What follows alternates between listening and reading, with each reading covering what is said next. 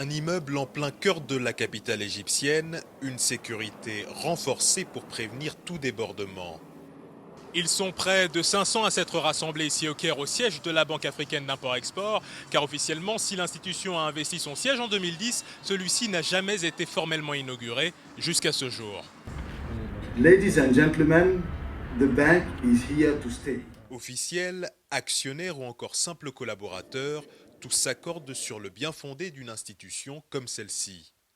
Oui, avoir une institution comme ça, c'est une très bonne chose. Ça va dans le cadre de l'intégration de l'unité africaine et c'est des financements propres qui sont propres à l'Afrique et qui vont dans les secteurs de développement, dans les infrastructures et qui permettront le décollage économique de l'Afrique.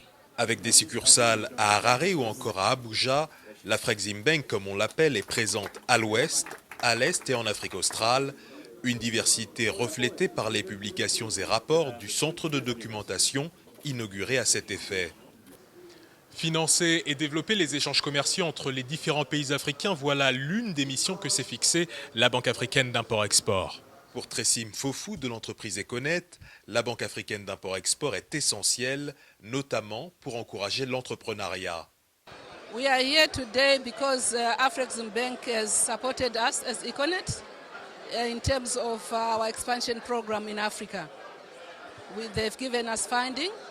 They are the only institution that could fund us, during the hyperinflation era in Zimbabwe.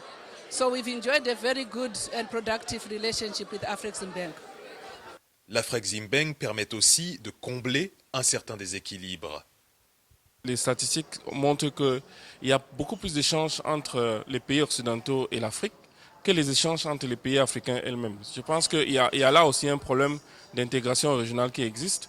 Parce qu'on a envie de dire qu'on a une seule Afrique, mais on doit comprendre aussi que les répartitions qui existent entre les régions, par exemple, on a en Afrique de l'Ouest, on a en Afrique centrale, on a en Afrique de l'Est, qui font en sorte qu'il n'y a pas d'échange véritable parce qu'il y a des barrières douanières, il n'y a pas de libre circulation des personnes et des biens.